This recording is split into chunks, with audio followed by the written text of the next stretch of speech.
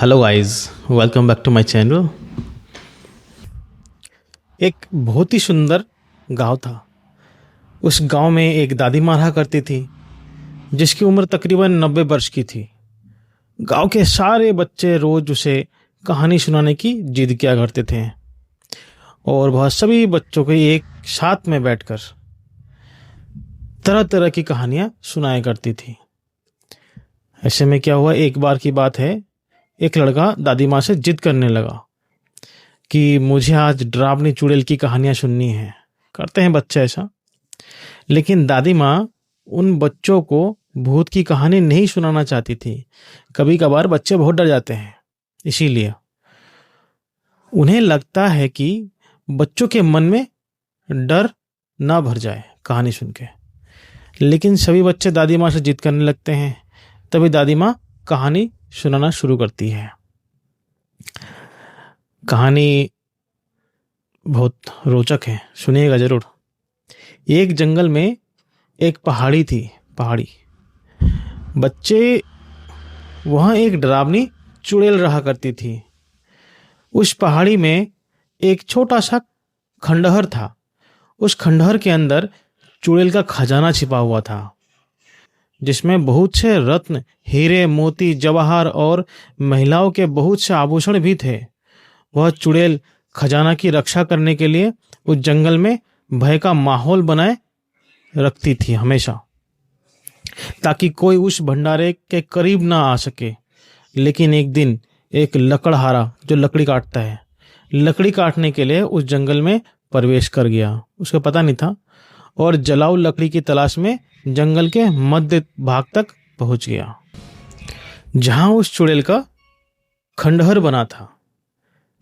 अब खंडहर के आसपास बहुत सी सूखी लकड़ियां पड़ी हुई थी।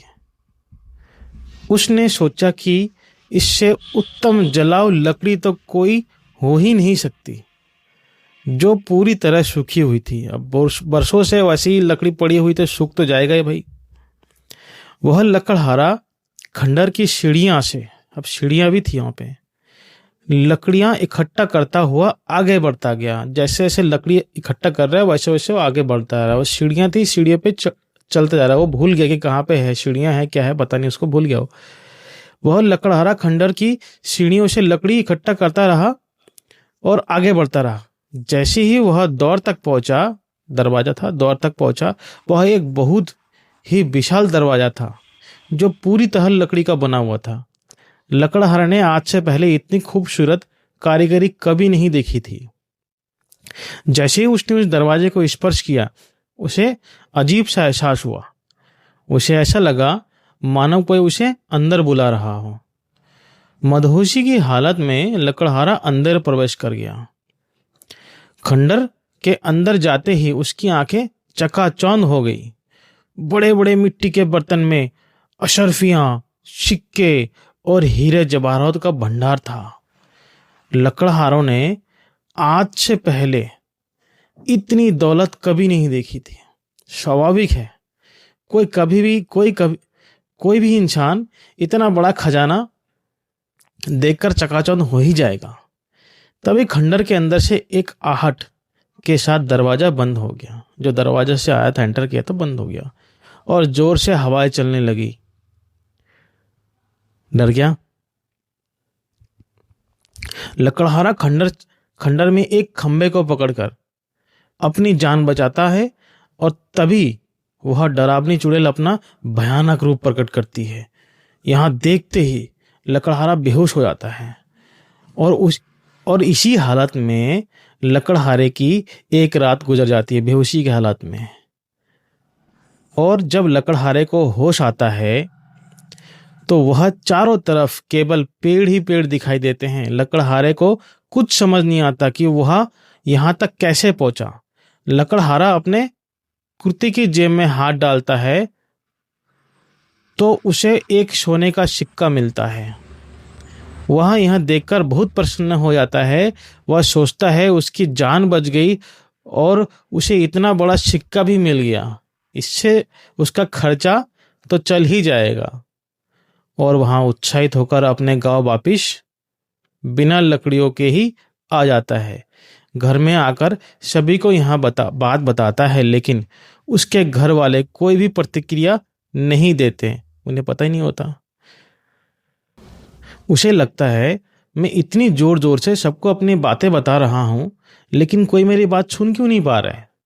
बड़ा अजीब है, जब वो सब कुछ बता रहा है तो उसके घर वाले या सभी लोग वहां पे क्यों नहीं सुन पा रहे उसकी बात को। सोचने वाली बात है। तभी वह पास में ही खड़े पानी के बर्तन में मुंह धोने के लिए हाथ डालता है, लेकिन वह पानी की एक बूंद को भी स्पर्श नहीं कर सकता। उसे कुछ समझ ही नहीं आता। उसको पता नहीं कि उसके साथ क्या हुआ है कल रात को, कि वह अदृश्य हो गया है या उसकी मृत्यु हो चुकी है। और तभी दादी माँ सभी बच्चों को नींद से जगाती है। दरअसल कहानी सुनते सुनते सभी बच्चों को नींद आ चुकी थी, और जैसे ही सभी बच्चों की आंखें खुलती है तो सभी बच्चों के हाथ में एक एक सोने के सिक्के होते हैं। और वहाँ बच्चा जिसने दादी माँ की कहानी सुनने के लिए जिद की थी, वह गायब हो चुका था। दादी माँ चारों तरफ उसकी तलाश करती है, लेकिन वह कहीं दिखाई नहीं देता। सभी बच्चे सोचते हैं आखिर वो कहाँ चला गया। वह बच्चा रहस्यमयी लड़का बनकर रह जाता है हमेशा के लिए। धन्यवाद।